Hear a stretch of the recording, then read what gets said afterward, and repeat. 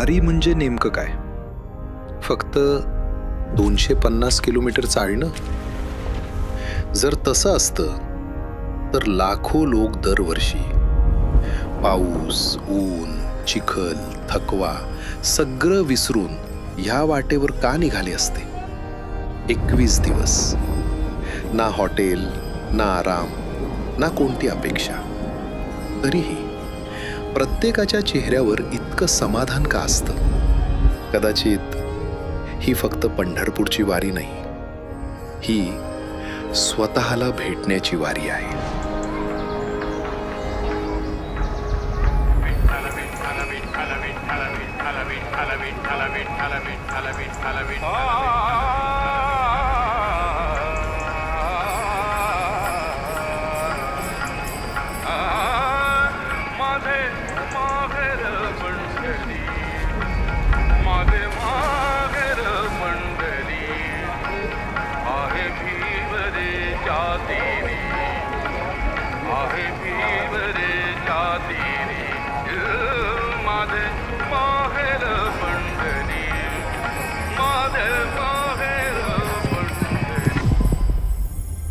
एवढे वारकरी येतात कसे, राहतात कसे, झोपतात कुठे, खातात काय, याच नवल वाटते. हा, पाऊस नसते इकडं. आता आज पाऊस सुरू झाला, आमच्या इकडे पेरण्या झाल्या, एवढा सोयाबीन झाली. म्हणजे हे भगवंताची एक विशेष हीच लीला आहे. इकडे तर तसा पाऊस असता तर कोणी आलं नसतं. 800 वर्षांपासून संत ज्ञानेश्वर माऊली आणि संत तुकाराम महाराजांची परंपरा आजही तितक्याच श्रद्धेनं अखंड चालत आहे. आळंदी ते पंढरपूर कितीतरी वारकरी येतात. काही पायी चालतात, काही दिंडीत चालतात, काही रेल्वेने येतात, काही एसटीने येतात.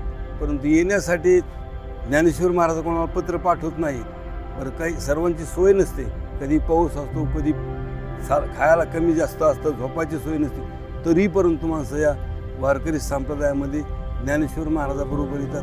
हीच ज्ञानेश्वर महाराजांची मोठी देहू आणि आळंदीपासून लाखो वारकरी टाळ मृदुंगाच्या नादात ज्ञानोबा, तुकोबा या अखंड नामघोषात पंढरीच्या दिशेनं चालत राहतात. लाखो कोट्यावधी समाज जातोय. त्यांची दिंड्या, समाज, सोहळा, जेवणं, खावणं, कसल्या प्रकारची अडचण नसताना तो सोहळा सुरळीत पार पडतो. ही संतांची मोठी शक्ती आहे. भौतिक शक्ती आहे संतांमध्ये, आध्यात्मिक शक्ती आहे, अधिदैविक शक्ती आहे. शक्तीचे 2-3 प्रकार आहेत. परंतु आम्हाला जगामध्ये असा सोहळा होत नाही. या प्रवासात कोणी श्रीमंत नसतो, कोणी गरीब नसतो, कोणी मोठा नसतो, कोणी लहान नसतो. समता किती आहे या सोहळ्यामध्ये? स्त्री आणि पुरुष एका ठिकाणी अंघोळ करतात. ही समता तुम्हाला विश्वामध्ये कुठेही दिसणार नाही. याच्या व्यतिरिक्त एका रावठीमध्ये कोणत्या गावाचा कोणी कुणाला बी जरी असला तरी आपण माऊली हा संबोधन करतो. कारण हा विचार असाच टिकावा आणि असंच आपल्या घरामध्ये, आपल्या गावामध्ये हेच वातावरण बनावा, हाच असणारा वारीचा एक संदेश. जात नाही, धर्म नाही, भेद नाही, फक्त एकच ओळख, मी वारकरी. वारी आपल्याला चालायला शिकवत नाही, ती एकत्र चालायला शिकवते. वारी आपल्याला देवापर्यंत पोहोचायचा रस्ता दाखवत नाही, ती माणसापर्यंत पोहोचायचा रस्ता दाखवते.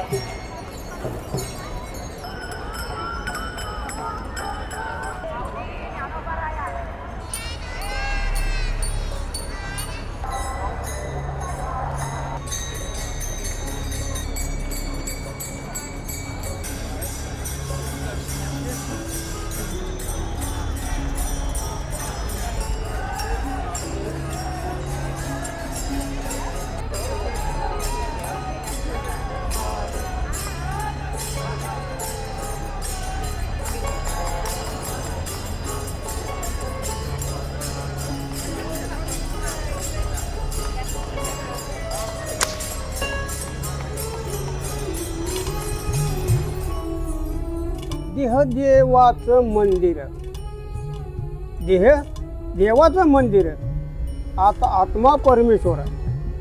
देव कुठं जपायचा? इथं जपायचं. देवावर पूजा करून काय फायदा नाही. देवावरची पूजा खोतांड आहे.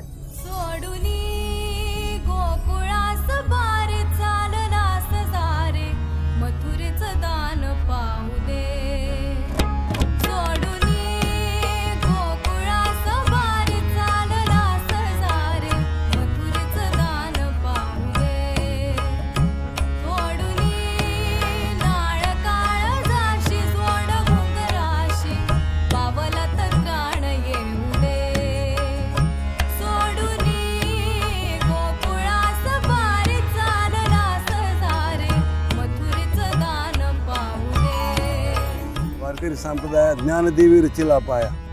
ज्ञानोबरायन पाया रचला, तुका झालाशी कळस. भजन करा सावकाश, कारण इतका समाज, इतकी भक्ती आणि इतकं एकू जगात कुठंच नाही मित्र, जगात नाही. देशाचा विषय सोडा. ही गवळणाची नाही.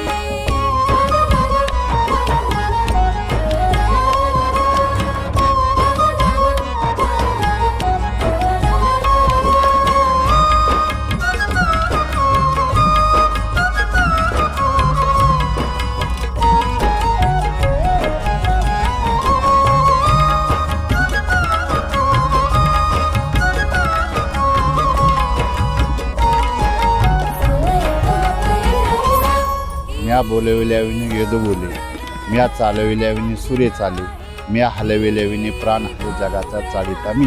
कारण की त्याच्या सत्तेशिवाय या जगातातलं पानही हलत नाही. आणि त्याच्या सत्तेशिवाय सगळ्या जगताला तो चालवतो. त्याच्या सत्तेने सूर्य उगवतो, त्याच्या सत्तेने सूर्य मावळवतो, वेद बोलतो. सगळी सत्ता त्या ईश्वराची आहे आणि ईश्वराची सत्ताच आपल्याला चालवते. उडवली करीन मी आज फुलपरी. उडवली करीन मी आज फुलपरी. फार आनंद वाटतो. असं वाटतं की पाय धरल्यानंतर भगवंताला कवटाळून घ्यावं. नेत्र भरून येतात. आनंदमय वाटतं. माऊली सोबत आहे त्याच्यामुळे काही विशेष नाही. काही काटा मोडत नाही, काही होत नाही, काही दुखत नाही, त्रास सुद्धा होत नाही. कुठेही झोपतो, गोट्यावर कशावर, काही अशी अडचण कधी झाली नाही. गोकुळास बार चाललास सारे मथुरेचं दान पाहू दे.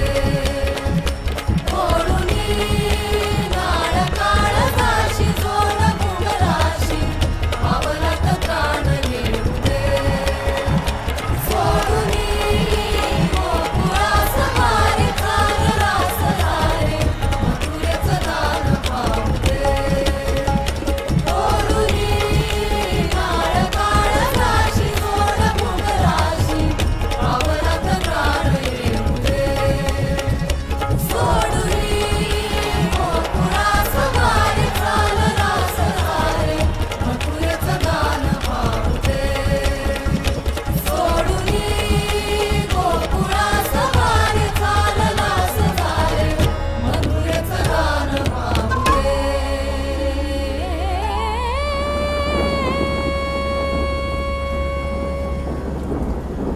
एवढ्या भर पावसात एवढा त्रास सहन करत हा वारकरी चालतो तरी का? कारण वारीला येणारा प्रत्येक वारकरी फक्त विठ्ठलाच्या दर्शनासाठी चालत नसतो. कुणाच्या मनात एखादी इच्छा असते, कुणाच्या मनात एखादी चिंता, तर कुणाच्या मनात खूप काही साठलेलं असतं.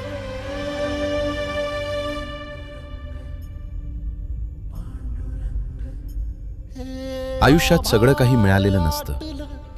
काही गोष्टी अपुऱ्या राहतात, काही स्वप्न अपूर्ण राहतात आणि काही दुःख मनातच राहून जातं.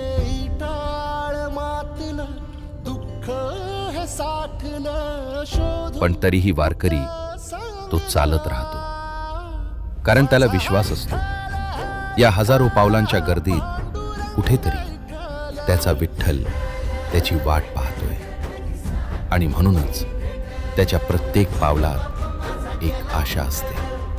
पंढरीला पोचल्यावर त्याला काही मोठं मागायचं नसतं, फक्त त्या सावळ्या विठ्ठलासमोर उभं राहून मनात साठवून ठेवलेलं सगळं सांगायचं असतं. आपलं दुःख, आपल्या इच्छा, आपली अपूर्ण स्वप्न. आणि शेवटी फक्त एवढंच म्हणायचं असतं, विठ्ठला, सगळं तुझ्यावर सोपवलंय, आता तूच पहा. राम कृष्ण हरी.